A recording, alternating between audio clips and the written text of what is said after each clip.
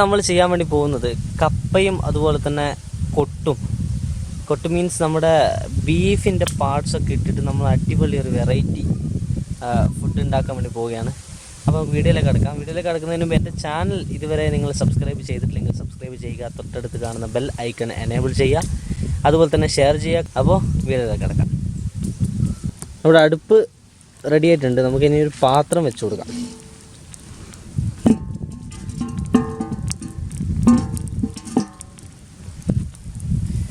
ഇനി ഇതിലേക്ക് ഒന്ന് ചൂടായി കഴിഞ്ഞാൽ നമുക്ക് വെള്ളം ഒഴിച്ചു കൊടുക്കാം. അപ്പോൾ നമുക്ക് വെള്ളം ഒഴിച്ചു കൊടുക്കാം.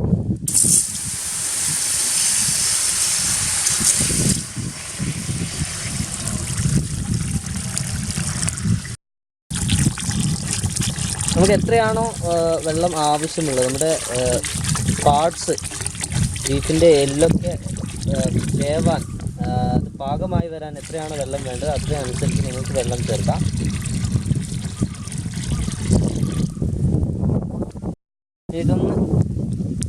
ഇനി ഈ വെള്ളം ഒന്ന് നന്നായിട്ട് തിളക്കുന്നവരൊന്ന് വെയിറ്റ് ചെയ്യാം. അപ്പോൾ ഇതാണ് നമ്മുടെ പാർട്സ്, എല്ലും അതുപോലെ തന്നെ അതിൻ്റെ നെയ്യൊക്കെ ഇതിലുണ്ട്. അപ്പോൾ ഇത് നമ്മൾ വെള്ളം നന്നായിട്ട് തിളച്ച് വന്നിട്ടുണ്ട്. അപ്പോൾ നമുക്ക് ഈ വെള്ളത്തിലേക്ക് ഇത് ഇട്ട് കൊടുക്കാം.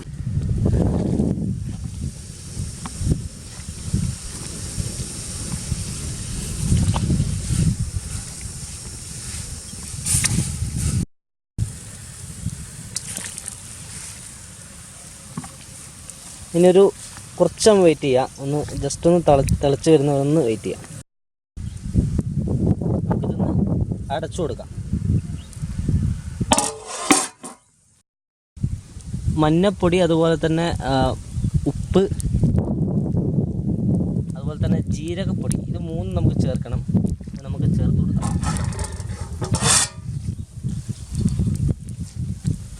മഞ്ഞൾപ്പൊടി ആദ്യം ചേർത്ത് കൊടുക്കാം.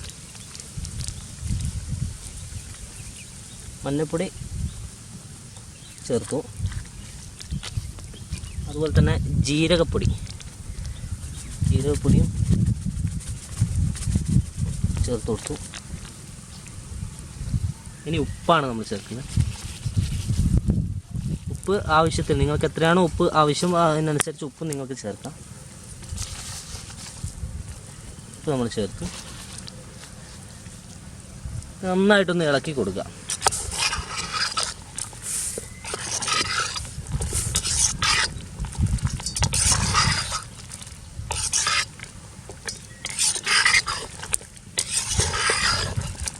മഞ്ഞൾപ്പൊടി കുറച്ച് കൂടുതൽ ചേർത്ത് കൊടുത്തിട്ടുണ്ട്. നമുക്കിതൊന്ന് നന്നായിട്ട് തിളച്ച് വരുന്നത് വരെ ഒന്ന് അടച്ച് വെച്ച് വേവിക്കാം. അപ്പോൾ നമ്മുടെ കപ്പ നമുക്ക് ഒന്ന് മുറിച്ചിടാം. മൂക്കൊക്കെ ഒന്ന് ചെത്തിക്കളയാം.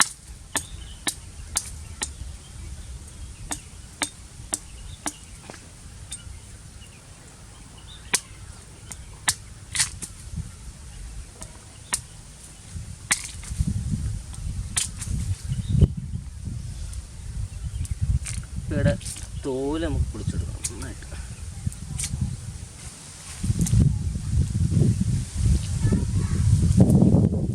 അടപ്പുശി. ഇനി നമുക്ക് കപ്പ ഇട്ട് കൊടുക്കാം. അപ്പോൾ നമ്മൾ നന്നായിട്ട് മുറിച്ച് വൃത്തിയാക്കി വെച്ചിട്ടുണ്ട്. അടിപൊളിയായിട്ട് വെന്ത് വന്നിട്ടുണ്ട്. നമുക്കിതാ ഇതുപോലെ കപ്പ ഇതുപോലെ നന്നായിട്ട് ചെറുതായിട്ട് മുറിച്ച് കഴുകി വെച്ചതാണ്. ഇനി നമുക്ക് ഈ കപ്പ ഇതിലേക്ക് ഇട്ട് കൊടുക്കാം.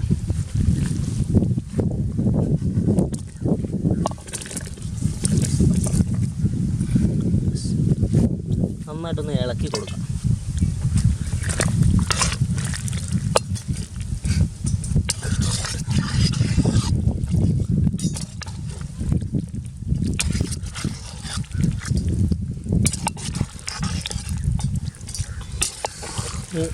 നന്നായിട്ടൊന്ന് ഇളക്കി നമുക്കിതൊന്ന് മൂടി വെക്കാം. ഓക്കെ.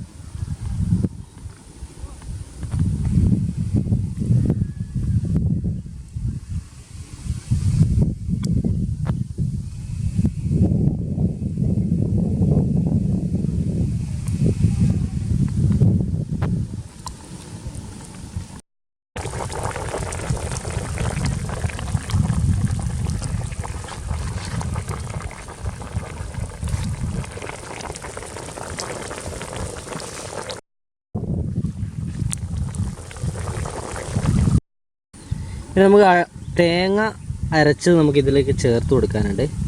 തേങ്ങയും അതുപോലെ തന്നെ വെളുത്തുള്ളി, അതുപോലെ തന്നെ ജീരകം, ചെറിയ ജീരകമാണ് ചേർത്തിട്ടുള്ളത്. ചെറിയ ജീരകം, തേങ്ങ, വെളുത്തുള്ളി, ഈ 3 സാധനങ്ങൾ അരച്ചതാണ് നമ്മൾ ചേർക്കാൻ വേണ്ടി പോകുന്നത്. ഈ തേങ്ങ നന്നായിട്ട് വറുത്തിട്ടാണ് അരച്ചെടുത്തത്. നമുക്കിതിലേക്ക് ചേർത്ത് കൊടുക്കാം. തേങ്ങ ചേർത്ത് കൊടുക്കാം.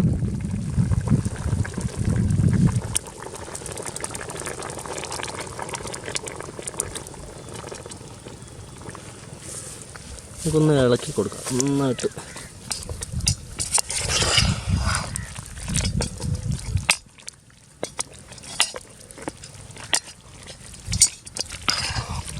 നന്നായിട്ടൊന്ന് ഇളക്കി കൊടുക്കാം.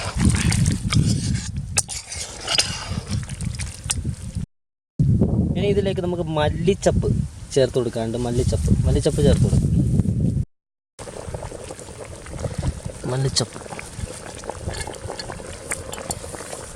മല്ലിച്ചപ്പ് ചേർത്ത് കൊടുത്തു. നമുക്കൊന്ന് ഇളക്കിയിട്ടൊന്ന് അടച്ചു വെക്കാം.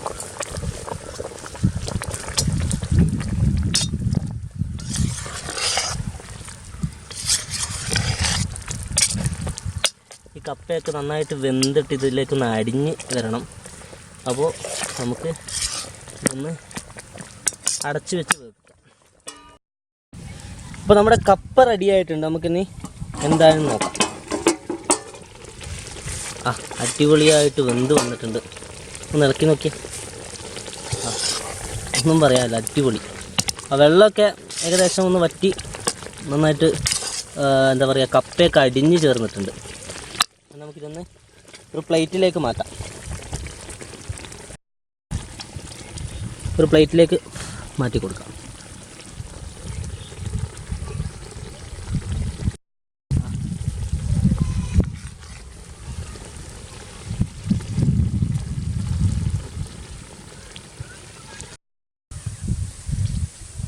അപ്പോൾ നമ്മുടെ കപ്പയും പാർട്സും റെഡി ആയിട്ടുണ്ട്. കപ്പയും കൊട്ടും റെഡി ആയിട്ടുണ്ട്. അപ്പോൾ നമുക്കിതൊന്ന് ടേസ്റ്റ് ചെയ്ത് നോക്കാം. അപ്പോൾ